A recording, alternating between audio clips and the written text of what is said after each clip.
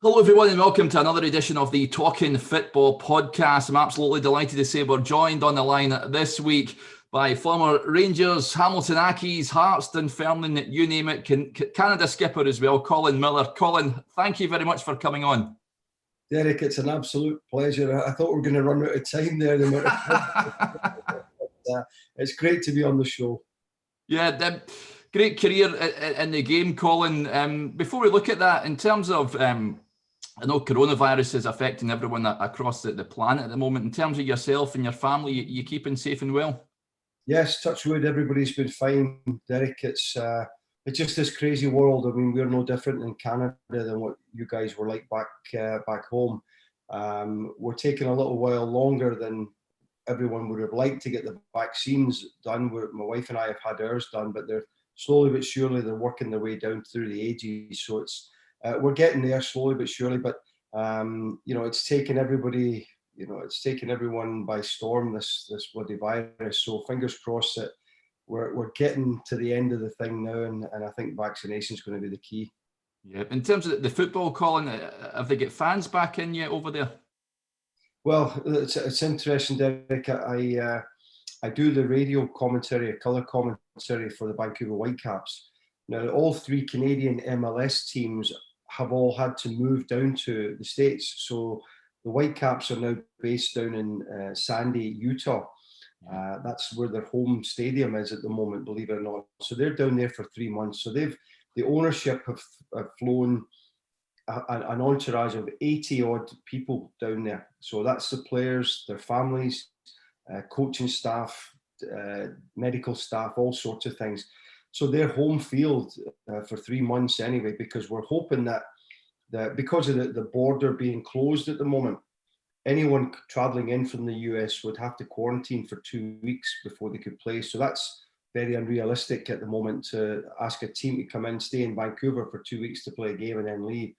So the MLS and the Canadian ownership, so that's Toronto and Montreal as well as the Whitecaps, they've had to move lock, stock and barrel down to the United States and be based down there until the borders open up and it's safe to do so.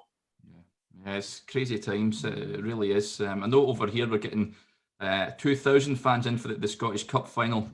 So that's at least a start, but it won't be well until next season, I think, before we see supporters making their way back into football stadium. It's like you say, Colin, it's strange times that we live in. Yes. Your career then, Colin, growing up, were you born in Lanark back in 1964, is that right? I was born in Law Hospital, actually. Yeah. In 1964. It seems before the dinosaurs did it. But yes, I was, my family, we were 10. I was 10, sorry, when we emigrated to Vancouver in 1975. Yeah. What was that? Was it when your parents get a job over there or something like that? Is that why you moved over? Yes. Well, at the time, my dad was a coal miner in Kings Hill number 3 in Allenton, the village that we grew up in, just outside of Shotts. And my mum worked at Hartwood Mental Hospital there. So we had family. My dad's sister, Wilma, lived in Canada in a place called Prince George. So at that time, we could actually sponsor someone to come across. And long story short, we moved across in 1975. And again, it was just to try. My mum and dad, we had, I've got an older brother and 2 younger sisters. It was just try to give us the best possible life that we could get. And it's worked out very well. My brother still lives in Scotland. He lives in Hart Hill. Yeah. My 2 sisters are still out here. My mum's still going strong as well. So we lost my dad a number of years ago. But moving to Canada was phenomenal. It was the best move the family ever made. Yeah. Can you always remember playing football as a young boy, Colin, or did you play, I know over there, a load of different sports over there at the time? Well, I mean, like most boys at that time, as soon as you could walk, there was a football at feet. And my brother and I, my dad was football daft. The whole family was, and we grew up as Glasgow Rangers supporters. And every Christmas we would get, like all the boys would get together with their new strips at Christmas and play down the square with our new footballs. And nobody wanted to use their brand new ball at Christmas because it would get wasted. So you're arguing about which ball to use, but that's what it was like. And at primary school, it was always, as soon as the bell rung, we were out with the ball and playing. So we actually, my brother and I had a real good head start on the average Canadian lad over this side, Derek, just because of the infatuation with football. And we were identified pretty early on, actually, and I'm sure we'll get to this later on. But it was fantastic playing football. I mean, the only organised football that I played up until I came to Canada was through the school, Allington Primary School. That was the only organised football, and it was just a teacher that had picked a team through the boys that were playing. And then you moved to Canada, and everything was just so much structured over here. Yeah. So you go to, is it Toronto Blizzard that picked you up then? Is that your first pro club, if you like, over there? Yeah, so what happened at that time, Derek, was of course, you get identified through the local select groups in Vancouver. And at that time, there were scouts coming out to watch, because Vancouver was a real hotbed for players and their development. So the high school tournaments here, there were scouts from all over the place coming to watch. And I knew that the Toronto Blizzard scout was there. He was a gentleman by the name of John McMahon, Scotch guy and a Rangers supporter as well, funny enough. But John liked what he saw at the time. And then what happened from there, I had to go back for a week's trial.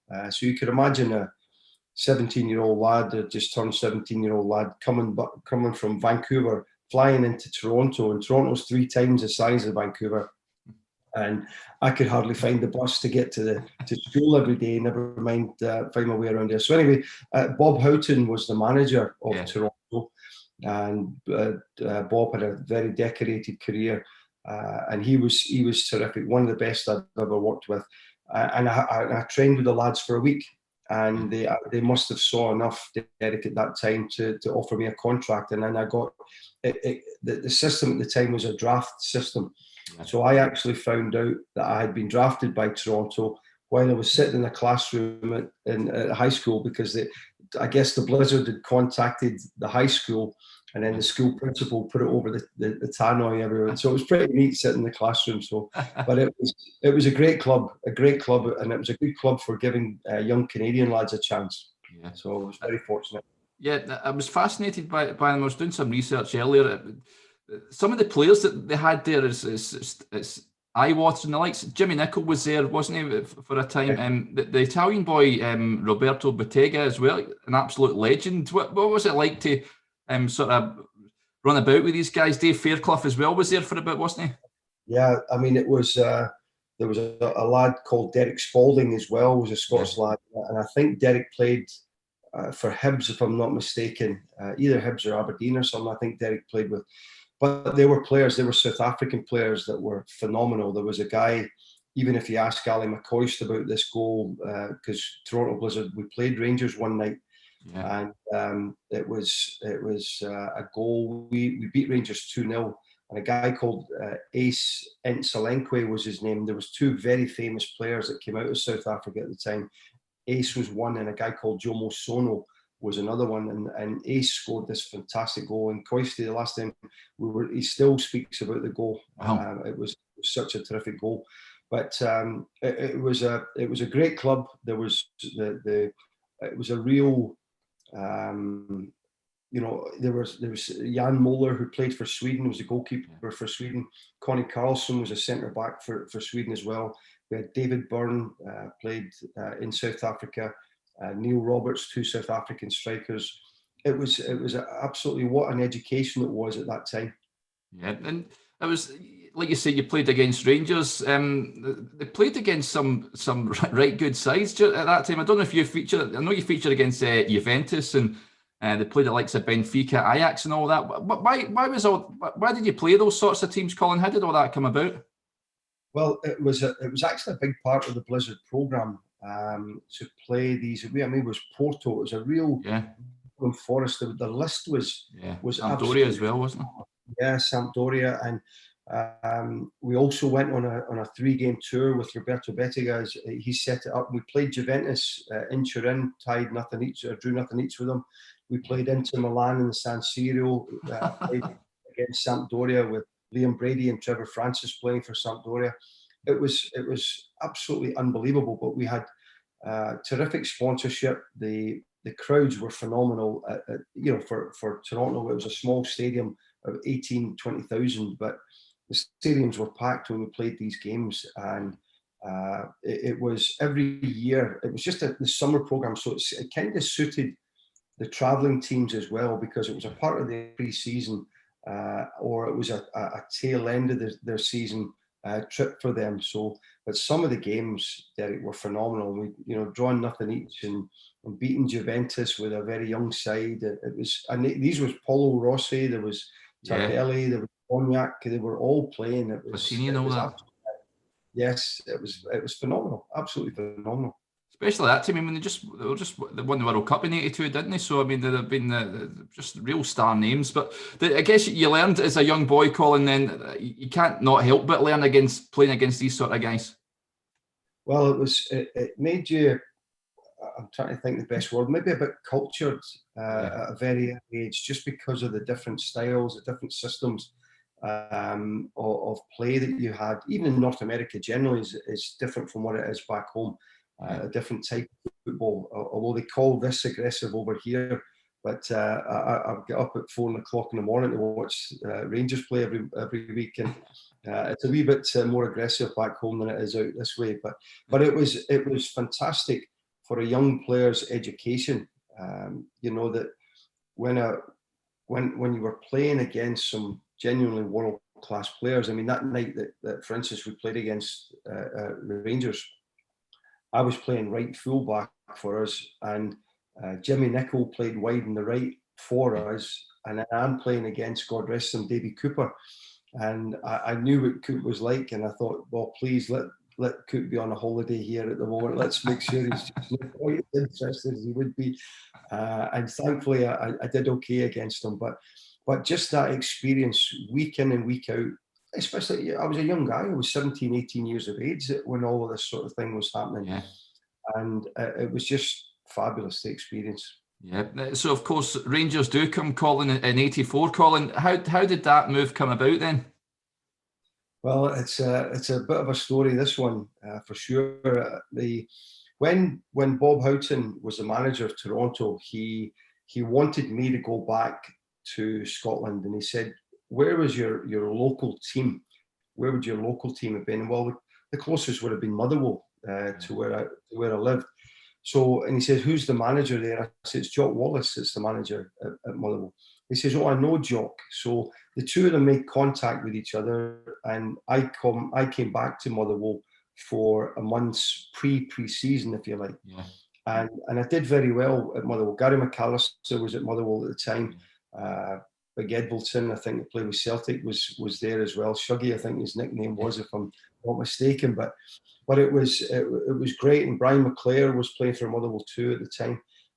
So I trained and I played in a number of reserve games or different fixtures and did well. But Big Jock and his assistant, of course, was Frank Connor at Motherwell. So it was a real experience working with those two, I can tell you. But so after the month, Derek, Big Jock asked me, he said, listen, this NASL, this is going to fold here. He says, rip up the contract you've got. And he says, and I'll play at left back against Celtic on Saturday. And I couldn't do that, obviously, at the time. But I kept in touch with Big Jock. And when he came across with the Rangers team, he went back to Rangers. When he was the manager, when they played against the Blizzard, he said, I need to speak to you. And he spoke to me before the game, and he said, don't leave here until I've spoken to you after the game. So my dad had flown in from Vancouver to watch the game, of course, which is a 4.5-hour, 5-hour flight from Vancouver to Toronto. So it's quite a distance to watch his son play against Rangers. But Big Jock came into the dressing room, and he says, make sure you speak to me afterwards. So the game was finished, and I met up with him, and he said, listen, he says, as soon as this league folds, I'm going to ask you to come back to play for Rangers. And of course, as you can imagine, that was just phenomenal to hear that sort of word, those sort of words. And it happened. The league folded. The next day, 4 o'clock in the morning, our time here, Big Jock phoned and said, "We'll do everything we can. We'll get you back across." But it was horrendous how it happened, because my wife and I moved across. I did all of the pre-season, Derek, and I was going to play at left back in the first team. We were doing a tour up north, and I got a knock on the room door about 2:30 in the afternoon, 3 o'clock, and it was Big Jock saying, "Sorry, wee man, you can't play." I said, "What do you mean I can't play?" And it was an international clearance problem. So it actually took about 7 weeks for this international clearance to come through. And of course, he was competing against Ali Dawson and Stuart Monroe, and the lads went on and did well. They were fantastic teammates as well. But so I only ended up playing 7 games for Rangers. But that's how that story happened. Yeah, touching on Jock Wallace, Colin, I mean, he's quite such an imposing figure and what have you. How did you find him? Did he have that sort of aura about him? Yes, he did. I mean, everything that you've seen and heard and read about him is true. But what he did have was a massive heart. There was a persona that he put across, but he loved his players, and he loved the club and the supporters, everything about it. He was a special man, and you know, I've listened to what Ali McCoist and the guys have said about Big Jock. I have his book upstairs, and you know, he was actually, I don't think he actually got credit for his knowledge and how hard he worked behind the scenes and how successful he was as a manager and as a coach, how good he was. But he was great to play for. Unfortunately, you know, it's actually a trivia question, Derek. I'm sure some of the listeners might be curious for this. You might win a few bob with this. So the question was, who was the last Rangers captain under Jock Wallace? And it was actually me. Wow. And yeah, it was Big Jock picked me as a captain because we played in a friendly against Tottenham Hotspur on Sunday. So the league game was on the Saturday. We played Spurs at Ibrox on the Sunday, and I led the team out that day and shook hands with Ray Clements at the halfway line. So I was actually the last Rangers captain under Big Jock. So I was the captain. I must have done a good job because Big Jock got sacked the next day, and then of course my hero came in, and that was Graham Souness. He was my favourite player of all time, and things, goodness me, they changed at that point. Yeah. See, touching on that, Colin, I mean, captaining Rangers at 20, you were 20 or 19 years of age at that point. That's incredible, really. Is that always something that you had in you, that you could lead a team?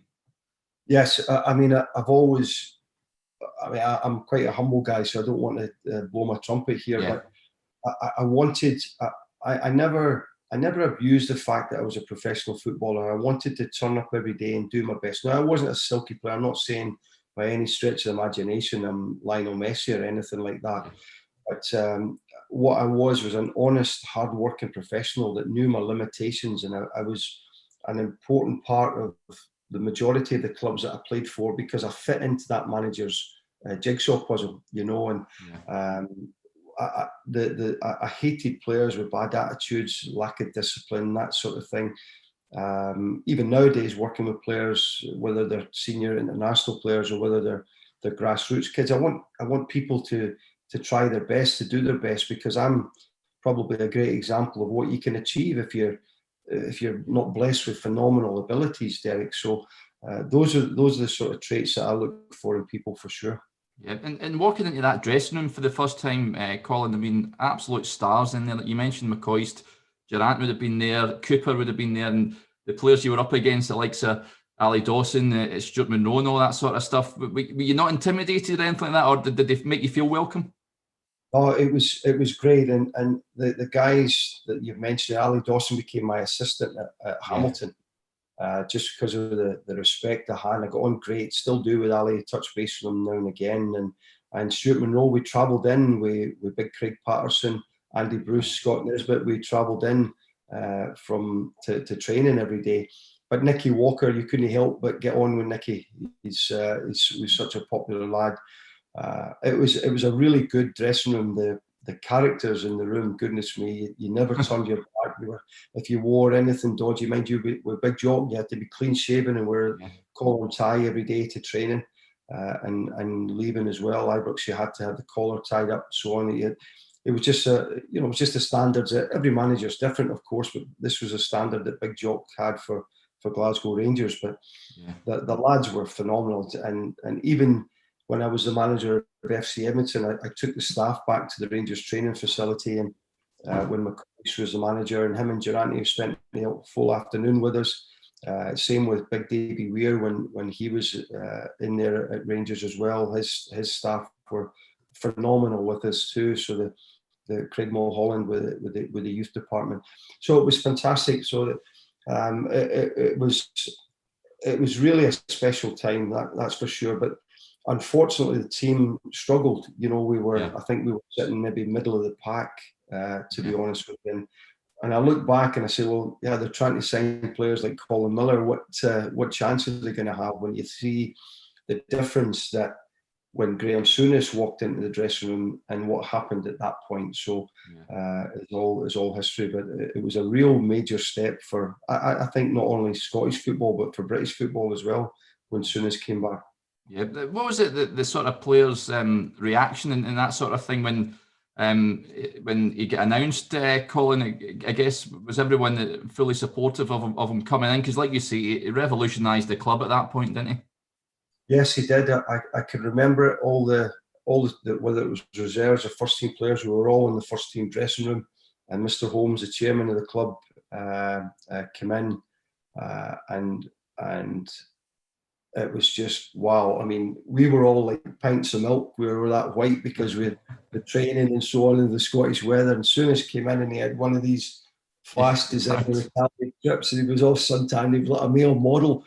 So and he came in and he quite honestly said, he says, guys, he says, I'm going to change things. I'm going to change exactly how things are done here. And I tell the stories of the gear that.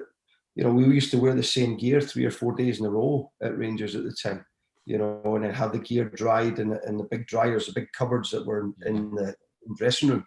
We used to hang the gear up, and Souness changed things right away. I think the first signings he made possibly was getting big industrial washer and dryers, and it sounds crazy. I mean, Rangers supporters that are dyed in the wool, they will never hear that. Oh, that can't be right. That can't be right. But it was true. It was just what the club did. We wore old Rangers strips to training, and it was just the way it was. Then when Souness came in, he changed everything. Obviously, the standards in Italy and what he was used to. This was what he wanted for Rangers at the time. So there was a lot of, not just bringing in the Terry Butchers and the Chris Woods and so on. Not just that side of it, Derek. But he added something. He knew, well, we all know the potential of both Rangers and Celtic, of course. Yeah. He knew that he was going to wake a sleeping giant up here at some point, and goodness me, he did. Yeah. In terms of your debut, Colin, can you remember much about that? Yeah, it was against Clydebank at Ibrox, and I took the bus. I was staying in Hart Hill at the time, of all places. I took the bus from Hart Hill into Glasgow, and then got the train or the subway from there. And I'm sitting there, but I've still got my Rangers blazer up the stair, and I'm sitting like a tailor's dummy here with all the gear on. And you've got Rangers supporters that are going to the game. They're wishing you the best of luck, and so. And if you not got a car, wee man, I didn't have a car at the time, so it was unbelievable. Just a different world altogether, a different world altogether. And then. I believe we beat Clydebank 2-0 that day, and then the following week was against St Mirren. We beat them as well. And then the next game, there was 3 games in a row for me. We lost to Hearts in the Cup at Tynecastle, and the pitch was just a sheet of ice. I think it was 3-2 the game was at Tynecastle, but the crowd were packed in. And I didn't think the referee would have got out of the stadium alive if he hadn't allowed the game to go on. But unfortunately, we lost 3-2 that day to another one of my old clubs, the Jambos. But it was just even with the reserves and stuff like that, Derek. I won the reserve league with the Rangers, won the Glasgow Cup, playing with Billy Davies as an example. He was what a player Billy was. And, Billy was, it brought me down to Derby County when he was the manager in the Premier League. I thought Billy was a fantastic footballer and a fantastic manager, by the way. I can't believe that it's been quiet for him the last while, but he was someone. There was two or three of us that were consistently very good in the reserves, and big Stuart Beattie, who came down to Doncaster with us as well. Stuart was terrific. Unfortunately, his career ended through a couple of serious back injuries and so on. But it was a privilege, because I never abused it. I still don't. I remember Big Doug Bailey saying to me outside of Ibrox one day that, he said, "You'll be disappointed, wee man, how things worked out at Rangers, that, you didn't play as many games as you wanted to play," and so on. He says, "But it doesn't matter, whatever you do the rest of your career, any article will always be Colin Miller, ex-Rangers." And it's true. It's everywhere you go. And I mean, I was a nothing at Rangers, in all honesty, but you still get Colin Miller, ex-Rangers, Yeah, I was going to say that. Yeah, that as well. I mean, your family must have been right proud of you representing the club as well as yourself, Colin. It must have been a proud time for you. I guess I don't know if you think that at the time when you're a player, but it's obviously proud to represent your boyhood heroes, I guess. Yes, I mean the family, as you can imagine, growing up a Rangers supporter. My dad, me and my brother Dal, to our first Rangers game, and it was against Falkirk at Ibrox, and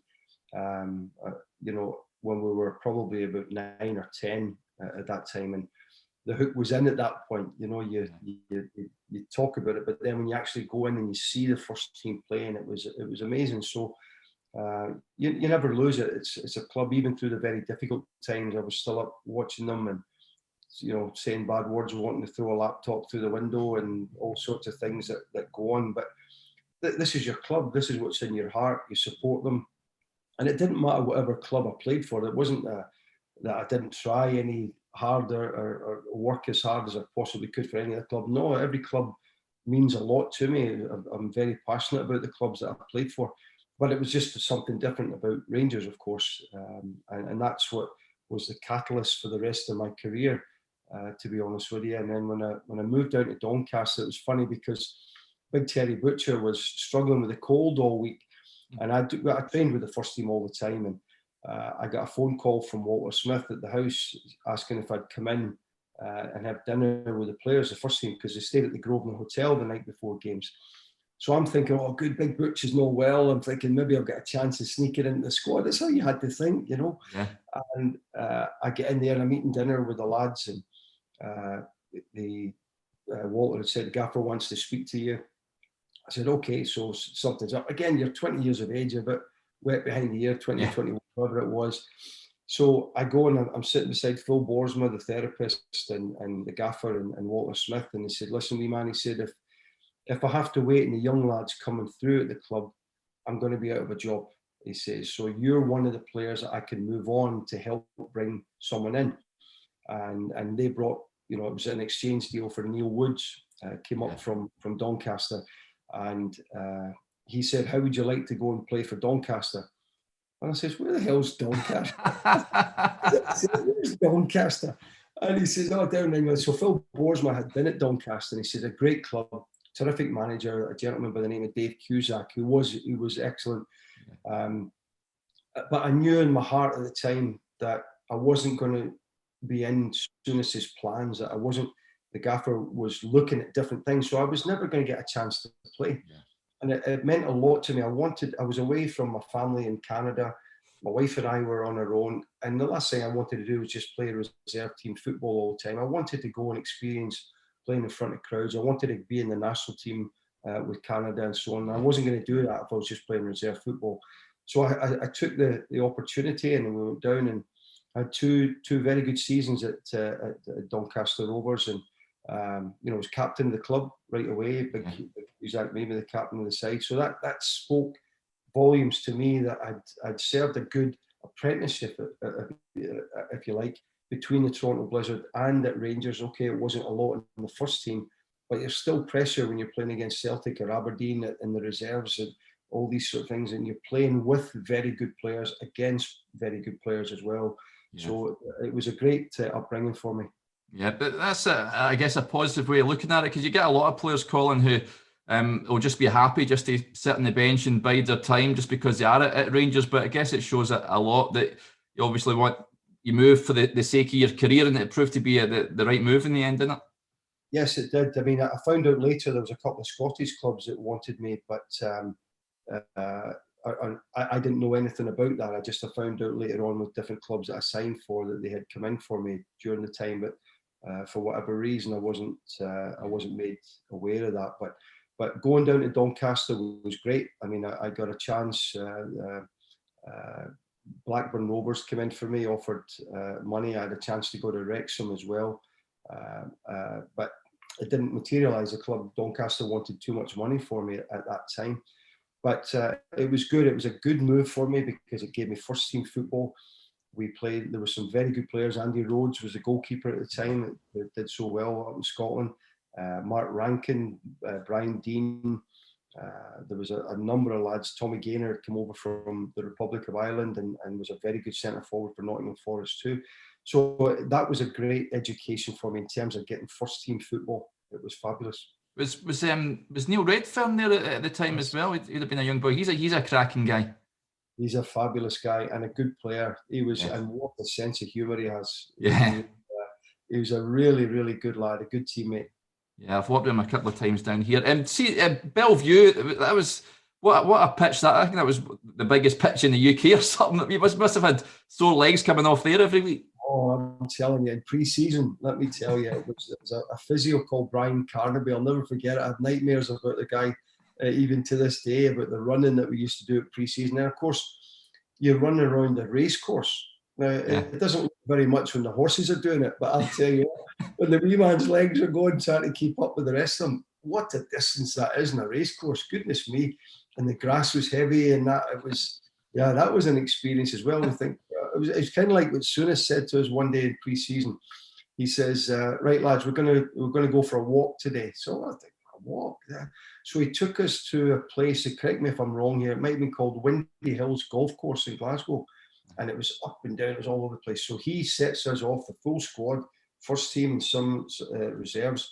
So Souness was up at the front and big Peter McCloy was at the back. And anybody that fell below Peter got a punch from the big man. It was, and I'm not kidding you, I couldn't walk the speed that they were walking at. I had to do a slow jog.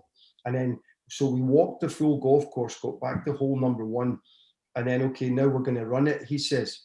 And we were sprinting from hole 1 to hole 2 there. And all of a sudden there was golfers and all of a sudden there was 40 Rangers players all charging down the golf course. What an experience it was. And it sort of turned me off golf, I can tell you that. But it was great. I mean, it was just different forms of training. And but the Bellevue was massive. But you're right, Derek, it was the biggest pitch in England for sure. Yeah, it was something else. Before you made your Canada debut, didn't you? Was it against Scotland? Was it 83 or something? Yes, it was. It was in Toronto. And it was, I mean, what a side the Scottish side had that day. In fact, I changed jerseys with Gordon Strachan after the game.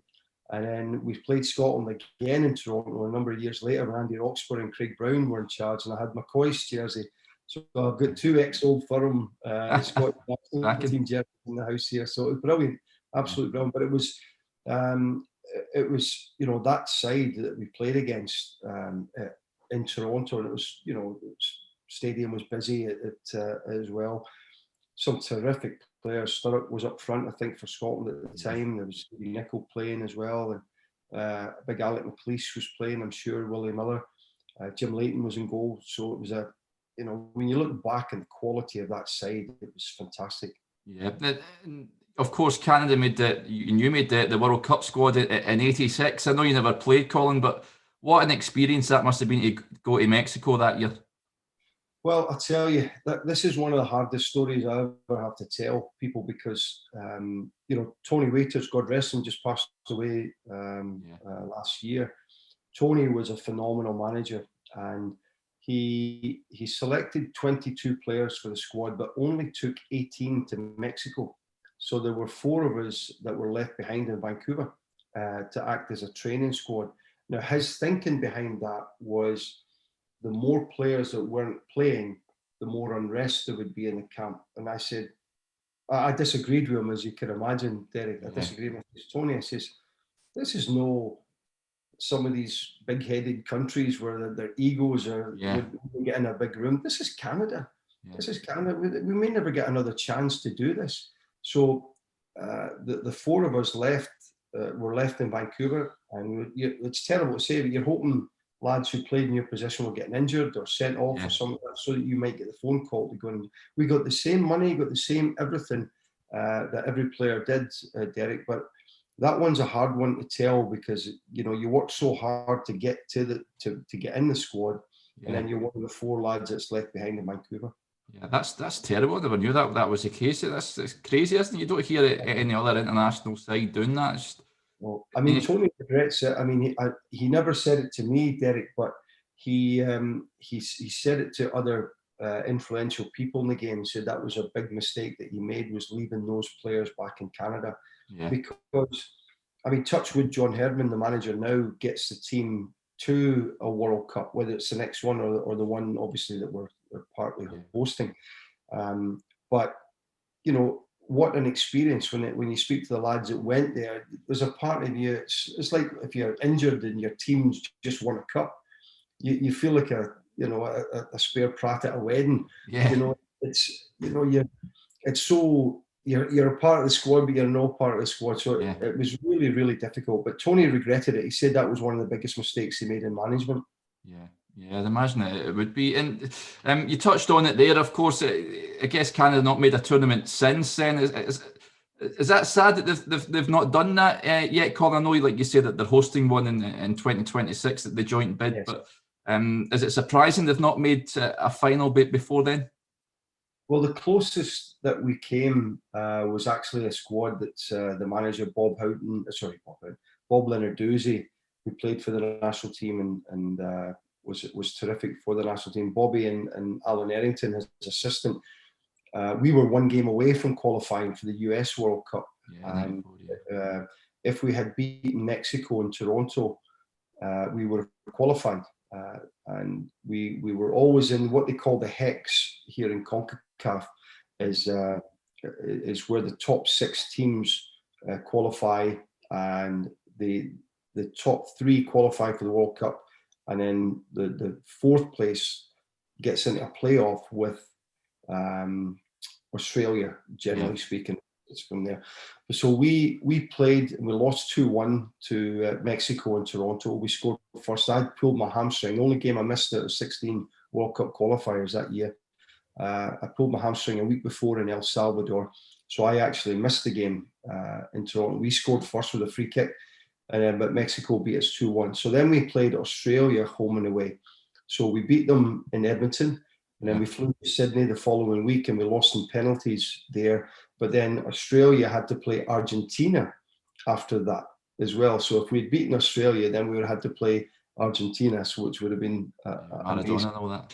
Yeah, but that was the closest they came that they've been since then. Was that team that we were involved in? Yeah, and of course that you mentioned 2026. Is there a lot of excitement surrounding that at the moment, Colin? Do you sense it? It's building ahead of that tournament. It's building. It's something that's in the distance at the moment. I think what has to take place is this progression that we're seeing with some very, very talented young Canadian players coming through, and senior lads. I mean, Scott Arfield is a big part of the national team program, of course, for us. Alfonso Davies, that I worked with when I was a manager at FC Edmonton. He was in our academy at the time. And a wonderful player, even at that age. Was just a breath of fresh air, so humble, willing to listen and learn, and he did so well for the Whitecaps, and now he's doing so well for Bayern Munich. So it's a great story there for sure for us. Yeah, absolutely. Back to your domestic career, you joined Hamilton Accies, of course, but before that, is it right you went back, and was it Hamilton Steelers you had a wee spell with? Yes, it was part of an agreement that I had made with John Lambie, who was the manager at Hamilton Accies at the time. I had made the commitment once my contract was up at Doncaster to come back and play in the Canadian Soccer League. And I missed the first part of the season. It was just the last couple of months of the season that I played for Hamilton Steelers. And once that finished, we played in the final against the Vancouver 86ers, came back, and then, that was me starting with Hamilton Accies in the Premier League at the time. Yeah, and John Lambie, I mean, what a character he is. Sadly, he passed away a year or so ago, but I guess he's certainly one of a kind. He was, I think you've summed him up well there, Derek. One of a kind.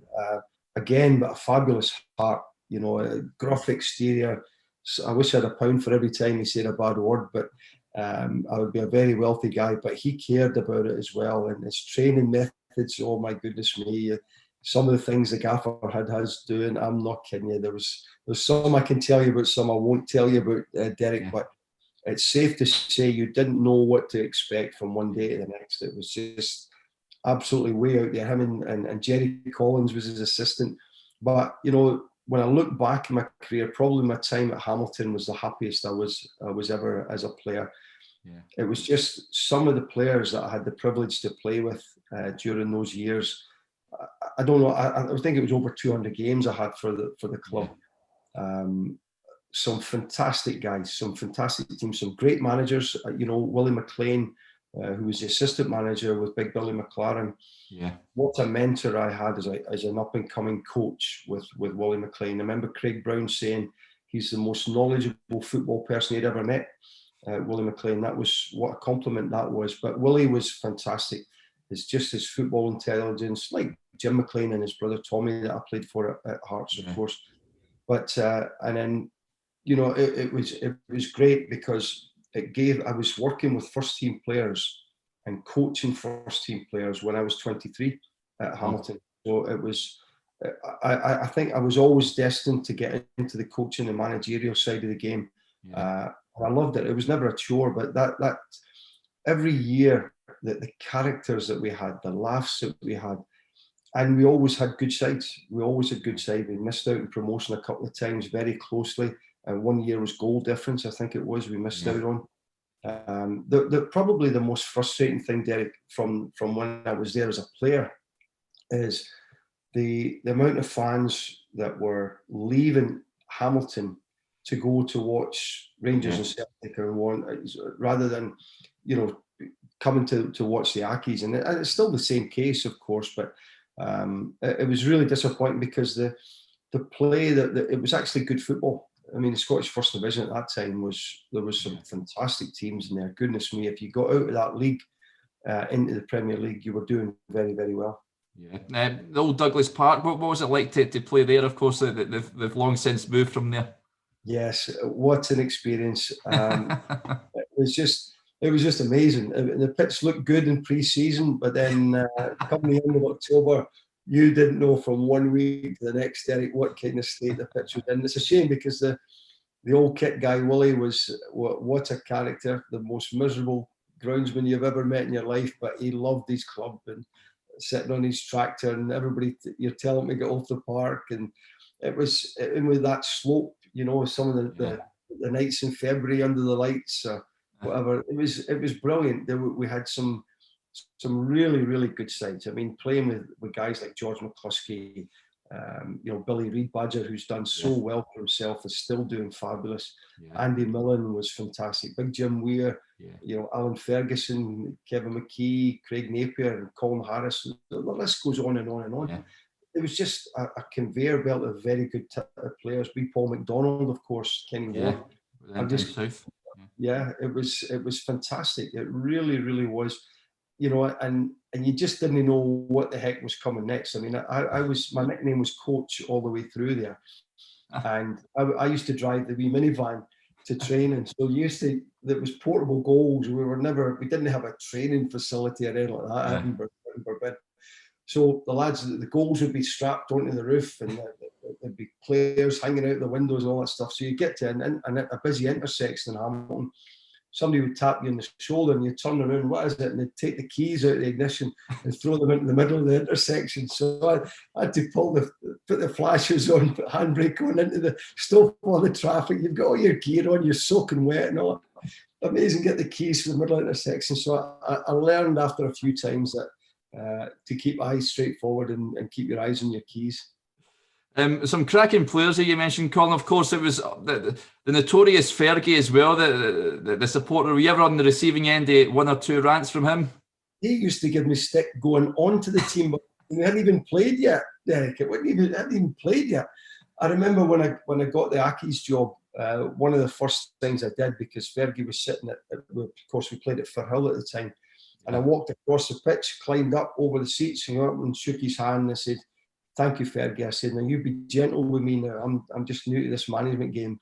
And as soon as I turned my back and walked onto the park to go back into the dressing room, I could hear, "You're effing useless already, Miller." He was slaughtering me already. So what chance did I have? What chance? But I remember he was locked out he was barred from the stadium, and somebody had gave him a ladder so he could get up and see the top end of Douglas Park. He could actually look down and see what it was like. But yeah, what a character he was. Yeah, he certainly was. We had Scott Struthers on about a year ago, and he said he used to give John Lambie really tight as well. He was something else. It didn't matter who you were; he would slaughter everybody. Yeah. You won the Challenge Cup, of course, with Accies 92, 93. Any memories of winning that trophy? Yeah, and then the one before it was called the Challenge. It was called the B&Q. Yeah. So we won that twice. Yeah. We won at Fir Park. Was one of the games in. Oh God, where was the other one? Oh. I can't remember. There was. We won it twice, and we beat Morton in one of the finals. Oh geez, was it United? I can't remember who it was that we'd beaten, but it was good.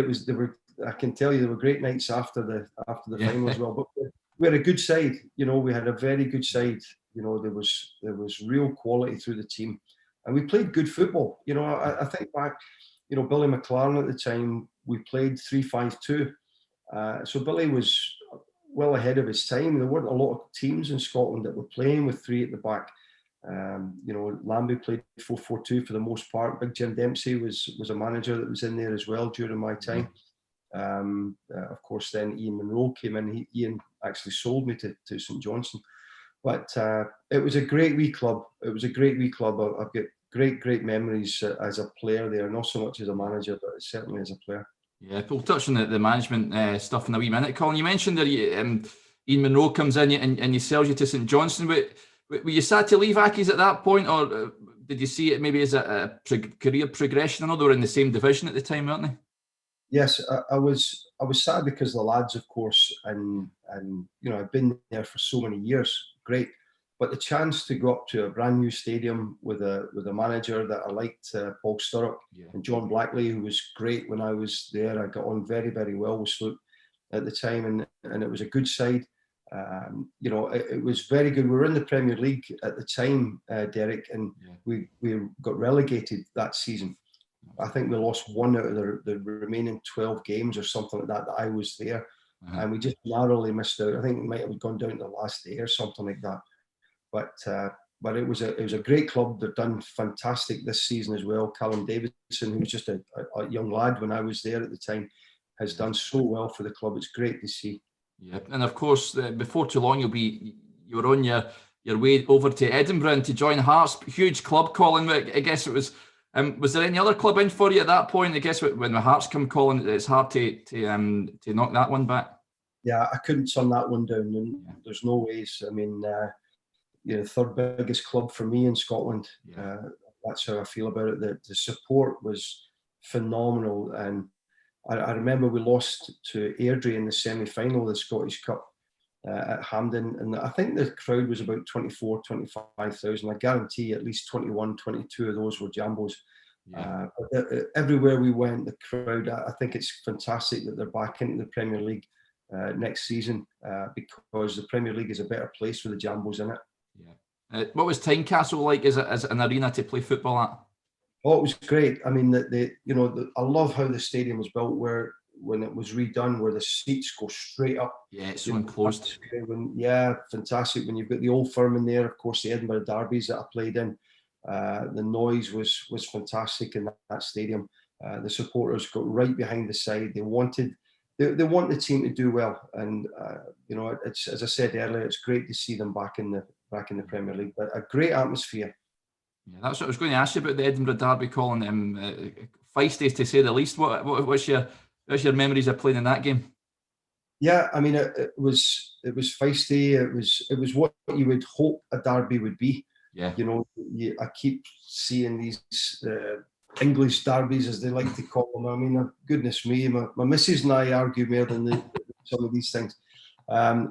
It was, sort of blood and snotters in a lot of the games. Even the Rangers Celtic reserve games were just as intense as the first team, because it just, that was your rival. You didn't want to get beat in any way, shape, or form. The same thing with the Jambos and Hibs. It was very intense. There was some cracking games, and you get wound up to play against players.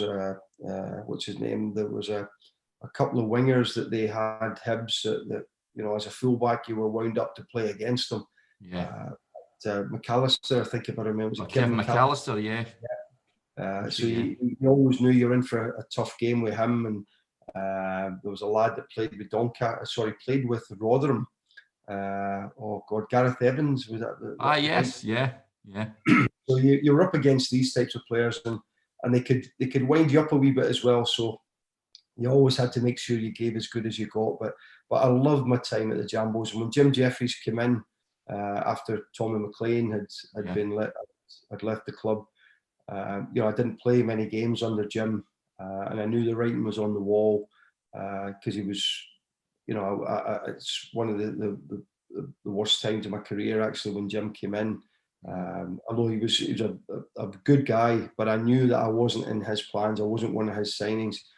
So when the opportunity to leave to go to Dunfermline, I jumped at the chance there, Derek. I know I'm maybe jumping ahead here, but the time at Dunfermline again, and we just had a big reunion there on Zoom with the lads that won promotion into the Premier League.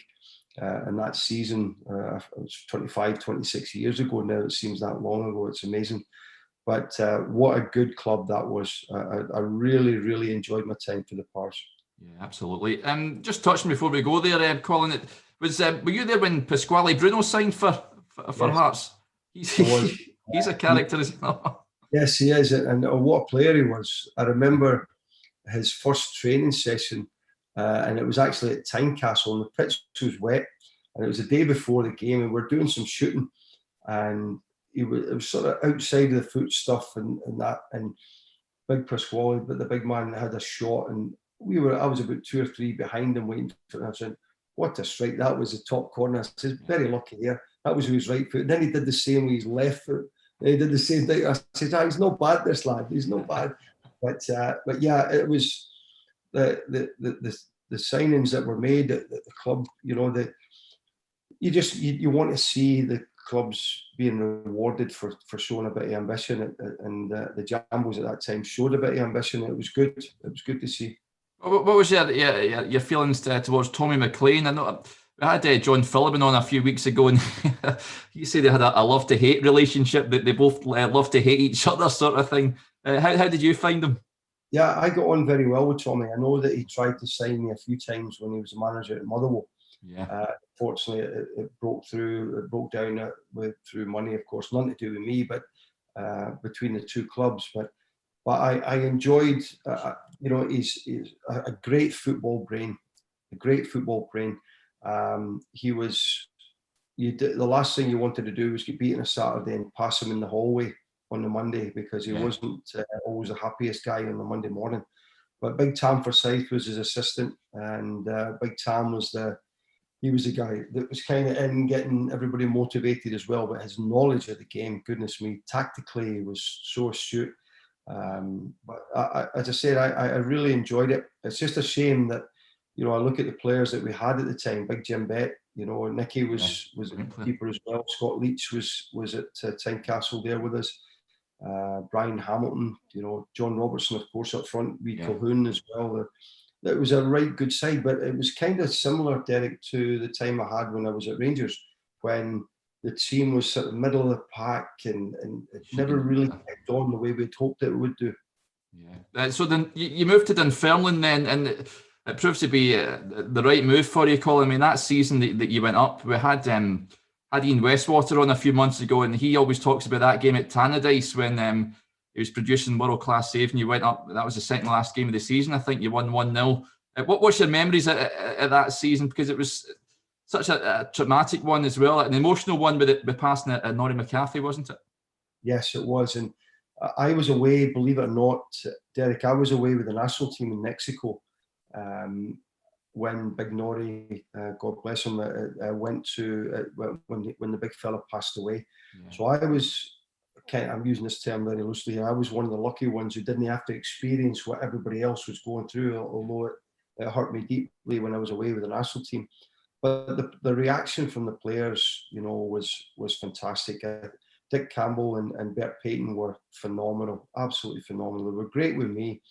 I knew Dick Campbell from my time doing the coaching licenses down at Largs, and I got to know him quite well. Dick was a very, very good coach educator and still is a real character within Scottish football. But Bert was, the two of them worked so well together. But you speak about the game up in Tannadice, probably the same as Big West, because we were just speaking about that game in particular. We were, we were kind of hot and cold at one point. I left the Jambos, and I think it was maybe just after Christmas, Derek, when I signed for Dunfermline.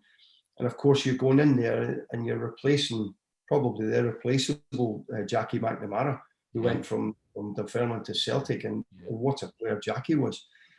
So I'm going in there. I'm a ham and egg version of Jackie McNamara, but thankfully the team clicked, and we had a wee winger in front of me called Alan Moore, and wee Murray at the time was flying. He was such a good player for Dunfermline, and he actually made my job quite easy because I would just win it and give the ball to the wee man, let him do his thing, and thankfully it clicked for us. But the time up at Tannadice, we had, I think it was Stuart Petrie that got sent off.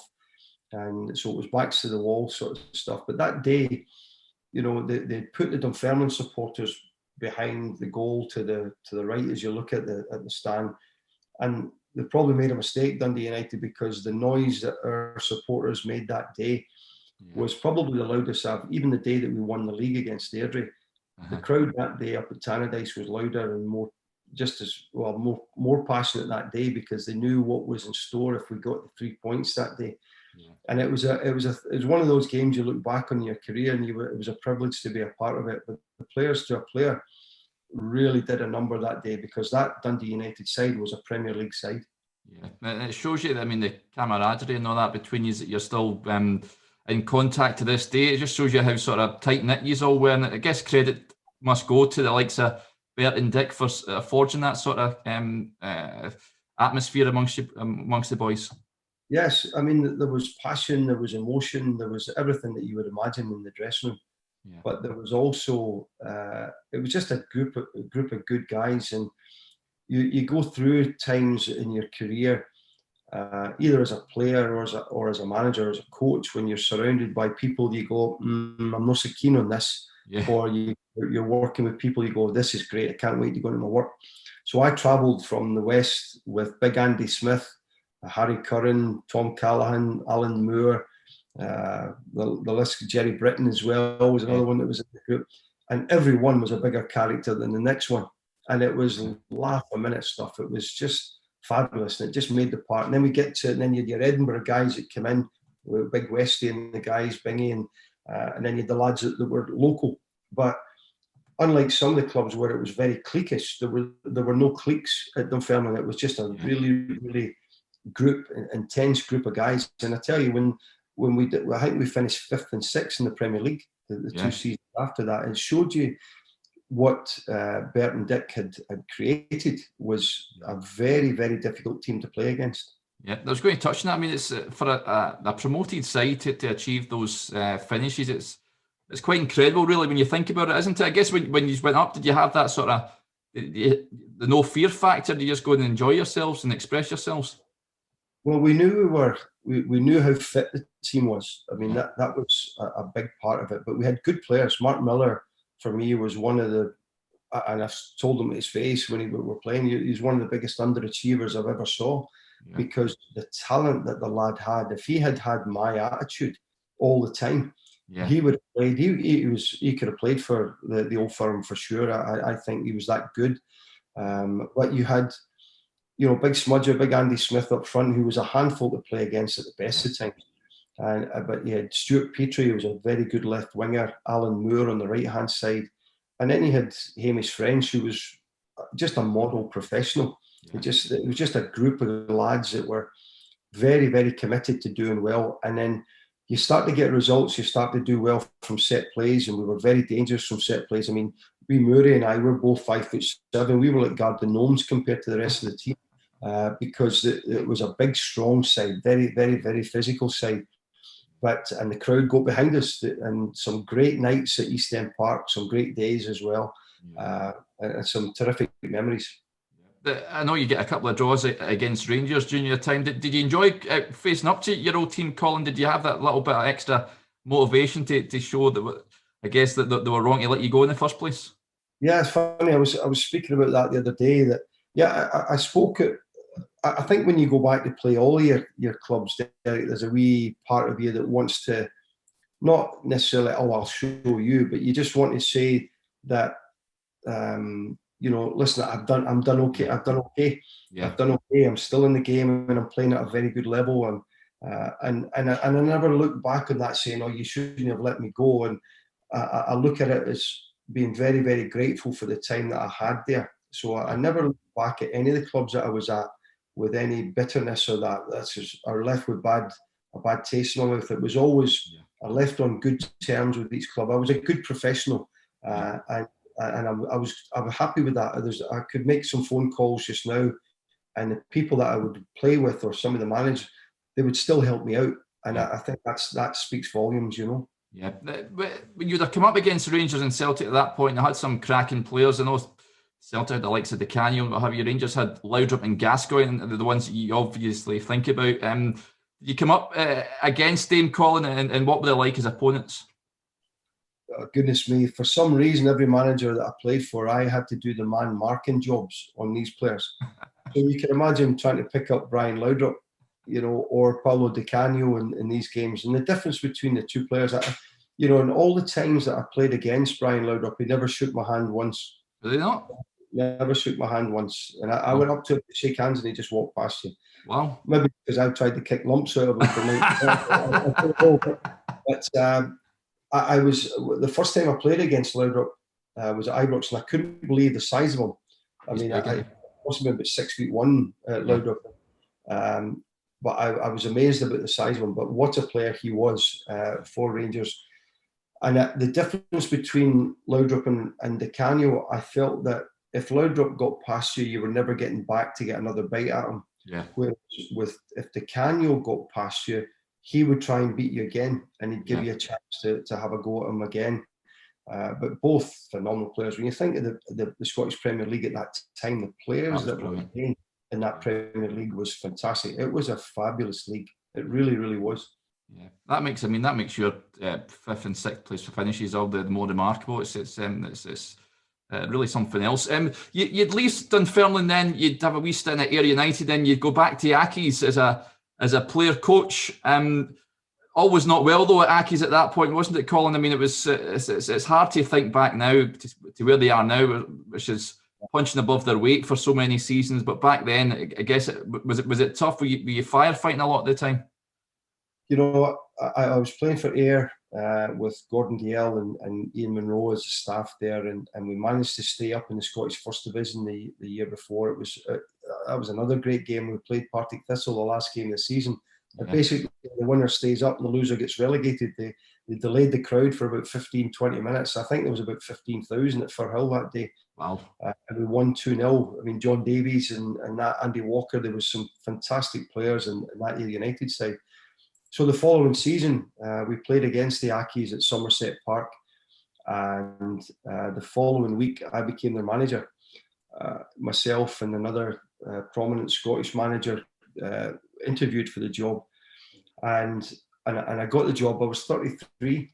I got an approach from one of the board to ask about, to be interviewed for it. So I did, And you think you're going to be the next Walter Smith or the next, Pep Guardiola, these sort of things. You think, oh, this is going to be a dawdle.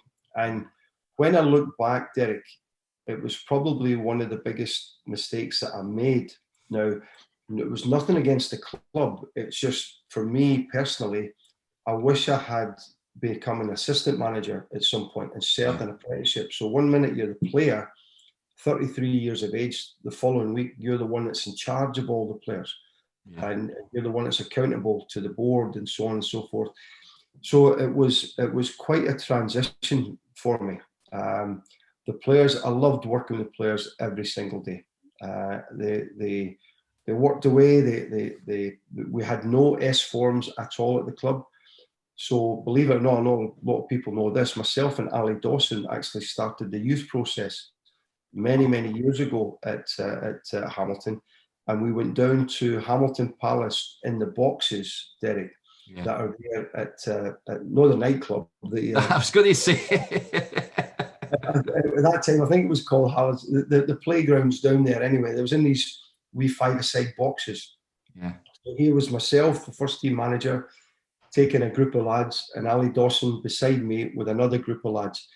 And the chief scout at the time, his first name was Jim, and I'm sorry I can't remember his last name, but we had about 40 boys coming every Thursday night. Now, I'm not taking credit for how successful the academy has been now, for sure, but that was it in its infancy. Was myself and Ali trying to get, because you see the potential that's in that Lanarkshire area. There is, it's still a hotbed of football. But we had nothing. We had nothing to fall back. Now, sure, some of that may have been to the finances of the club and so on, but it was a very, very difficult time. So Ali and I started the academy at that time, as they called it. But it was, playing away in Firhill was a disaster. I know the Douglas Park, all the problems that we had. Even when I was there as a player, Derek, it was still a problem. Is it going to be sold? Is the stadium going to be built? There was all sorts of things. There were banners from supporters saying certain directors must die. I'll never forget seeing those things that were going on. I was starting to get pizzas delivered to the house at 4 o'clock in the morning, taxis delivered, all sorts, pointing me back to Canada. It was a shame that, we got relegated. It was not a good time for me, even with my family, my wife, my kids. If I had stayed in Scotland in that job, I think I would have been divorced, Derek, to be honest with you, because it takes over your world, football management and the game, which doesn't care about you. I'm getting a wee bit deep here, but both Ryan and Sarah, my kids were they were just wee ones at the time, and Sarah was just a baby, but Ryan would run towards me and I'd give him a big hug and then I'd forget I had kids, I'd forget I had a wife. Maria, it was just, I was thinking already, what was I going to do next week? I remember another story. I was sitting in the office on a Friday, it was a porter cabin that we get changed in and trained in. So I'm sitting there, it must have been about 4 o'clock, 4:30, and Scott Struthers answers the phone, and it's Terry Butcher, who was up at Dundee United at the time. And he says, Terry was speaking to Scott about something else, and he said, is anybody in? Is the wee man in? He says, yeah, he's in. He says, put him on the phone. So here I am speaking to Big Terry, and he says, what could you possibly be doing at 4:30 on a Friday? He says, when you've got a family at home. I says, I'm just getting next week sorted and getting it. He says, I'm telling you now, he says, I'm going to phone there in about 15 minutes again. And if you're not out of that ground, heading back to the wife and kids, I'm coming down, I'll find where you live and I'll slabber you. And so he was saying that's how much he cared. I mean, he knew himself that you had to try and find the balance. And I didn't find the balance at that time. Myself and Billy Davis, Billy was at Motherwell and I was at Hamilton. We were probably the two youngest managers in Scotland at the time. Yeah. And it's a real shame, but what an education that was. I did the next pre-season with the lads and we lost 2 out of the first 4 games, 2 cup games and 2 league games. And then I just turned and I looked up at one of the directors of the club and I waved him down to me and I said, okay, I'm done. I said, what do you mean you're done? I said, no, I've had enough. I said, I can't handle this. getting a bit of stick now from the supporters, and which is fine. It's part of the game. It's actually too big a part of the game in many ways. I think it's gone so far the other way, Derek. But I just said no. I said this is going to cost me my marriage and that. So the board turned down the resignation, and it took a week to accept the resignation. And it just showed you that they could see what we were trying to do, Ali and I. But that was the season. I think the team actually went on strike because they weren't getting paid as well. So it was a really, really, really difficult time for the club. And it was a shame because I loved playing. I loved my time at the club. I still look for the Accies results all the time. And I hope Chipper manages to pull it off again this season. Yeah, I was going to say it was dark days, of course. It seems like a world away for where they are now. I know it would be an absolute miracle if he keeps them up again. I know they're written off it season after season, and it's just young kids at the end of the day that he's playing. It'd be absolutely magnificent to see them stay up once more. I know the time we're speaking, they're taking on Ross County, so fingers crossed they can get a result. You went back to Canada then. Is it right? You were made. Was it assistant to the national team then, Colin? Was that a welcome relief getting over there and getting away from it all?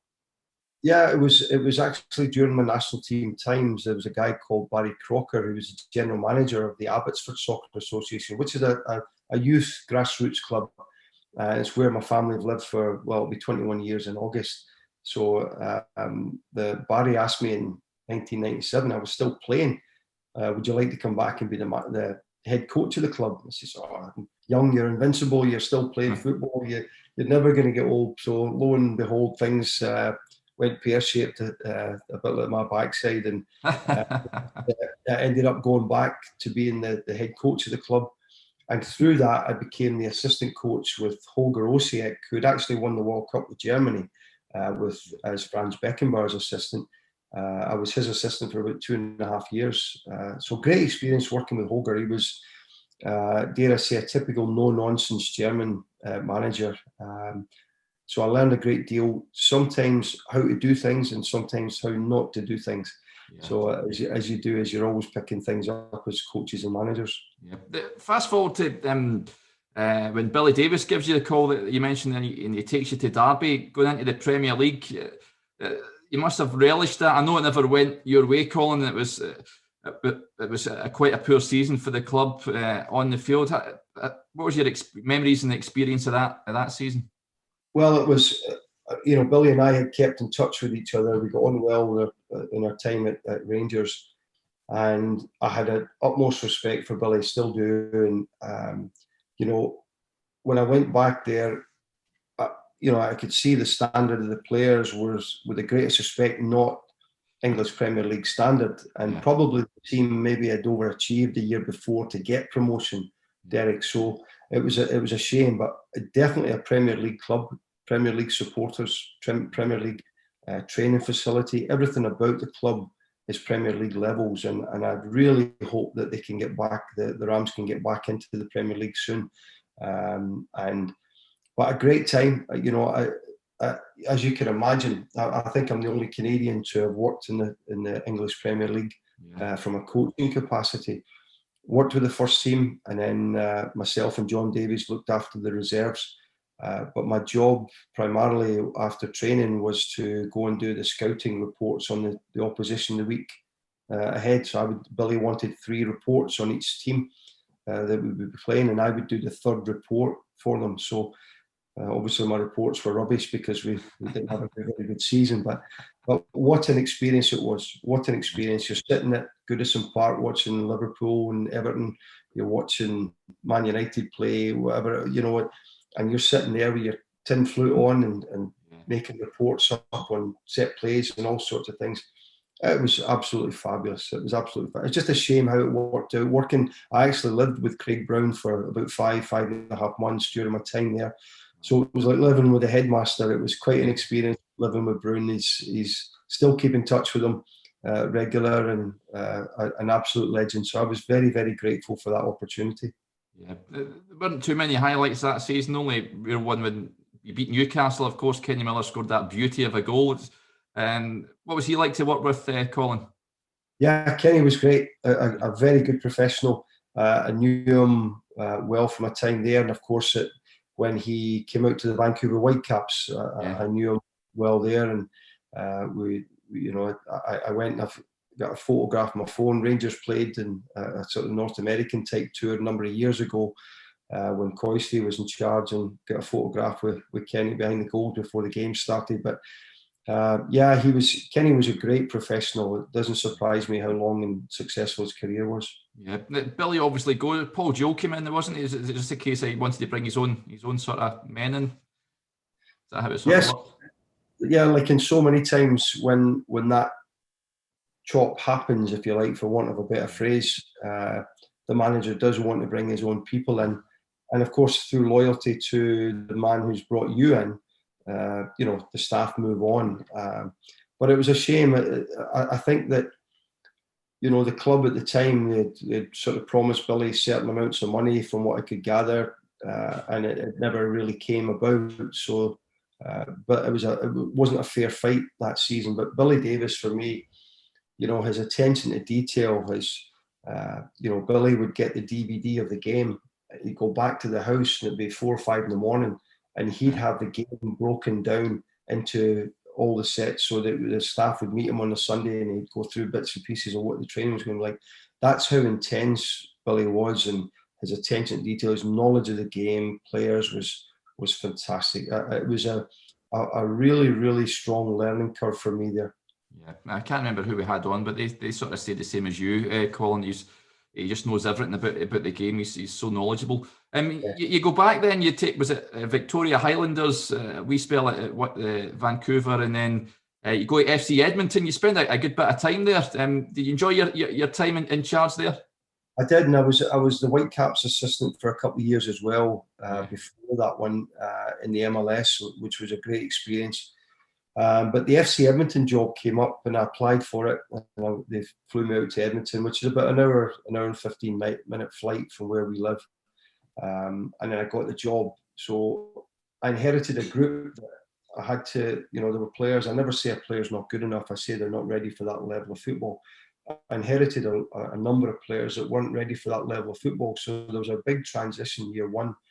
But the team in year 2, 3, and 4, the team did very well, reached the playoffs, and were very, very successful. Did well. We beat and drew the Whitecaps in Montreal in the Canadian Championships that were MLS clubs. We did very well, very competitive. Had a great culture at the club, a very hard-working culture. Yeah. But then the last season, the 5th year that I had, we finished second bottom in the league. It was just one of those seasons through my own fault, bringing in certain players that just didn't materialise the way we had hoped, Derek. But that experience itself, and during that time, I actually got asked to take the Canadian team to the Gold Cup. I was in charge of the team in the Gold Cup, which was a great experience, as well as being the manager of FC Edmonton. But I signed a couple of players. I signed a couple of lads that were easily my best signings. Was Darryl Fordyce and Albert Watson. Both played for Linfield in Northern Ireland, and I flew across and watched them both play, and fabulous professionals. And it just shows you for some of these other leagues that there's these diamonds that are playing in lower levels that they just need a chance. They just need a chance. But they added so much professionalism to the young Canadian lads that we had here, who are, with the greatest respect, in some cases silver spooned. Whereas Albert and Darryl came from a different world, and they sort of taught, just how hard you have to work if you want to make a living out of the game. So, but it was a great experience. I was very, very privileged. I had great owners, Tom and Dave Fath brothers. They supported me, and they gave me a chance. I mean, how often does a manager last 5 years at a club? Yeah, exactly. It's unheard of these days. And it leads us on. You're back at Abbotsford, of course. What sort of work are you doing there? Yeah, so it's great to be back home working at the grassroots level now. Although I get to work with the adult teams, the men and the women's adults team, and I've had some great experiences working with the senior national team women as well as university women's teams here. So I've got there's not a t-shirt I haven't bought or got hold of during my career, Derek. But it's great to be back. I was driving 180 kilometres a day at one point in my previous job, and now I'm doing 8 or 9 kilometres. So it's a big difference that way. I'm at home. at home far more. But I'm in charge of coaching development with the 11-a-side teams and the adult sides, as well as the player development too. So part of my responsibility will be trying to get these young boys and girls onto the next level of football. And then hopefully with the senior adult teams, they're playing at the top levels of amateur here. Hopefully I'm going to be the head coach of both those teams this year. So it's going to be busy once this crazy world smartens up and the adults can get back playing again. Yeah, absolutely. And I want to ask you as well, Colin, of course, this season's been a momentous one for your old club, Rangers winning the league title again. Have you managed to watch the majority of the games, being where you are, and how impressed have you been with the work that Steven Gerrard and the players have put in this season? Yeah, it's a phenomenal achievement, isn't it? Because Celtic going for 10 in a row, the pressure that was on both clubs, to be honest with you, is enormous. But I'm just delighted. For the most part, I think Rangers have been very good, very consistent. There have been times I think they've been poor.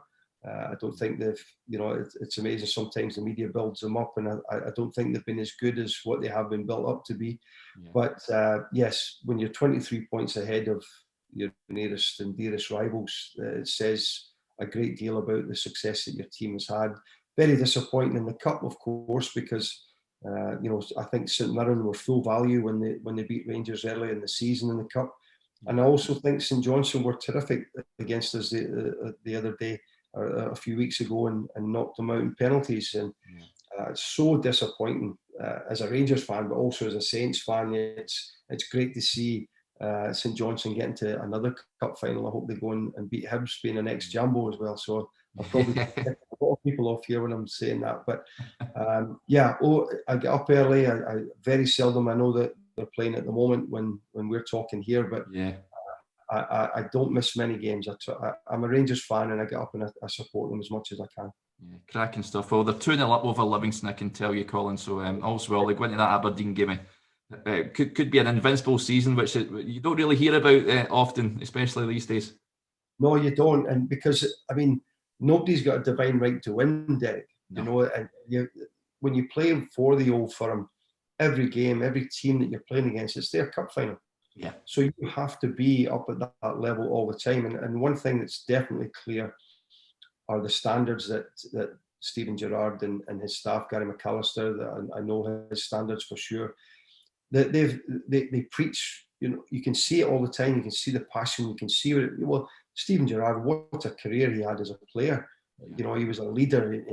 I think he would have fought with his granny to win. And McAllister was just class and quality all the way through his career as well. But there's a lot of pedigree in between those players, and the lad Beale seems to be a bit of a guru when it comes to the coaching side of things as well. So the club is very well placed to continue to move forward, I think. Yeah, it absolutely is. Well, it's been absolutely terrific having you on, Colin. Thank you very much for coming on the podcast. I've thoroughly enjoyed it. Thank you. My pleasure, Derek. Anytime.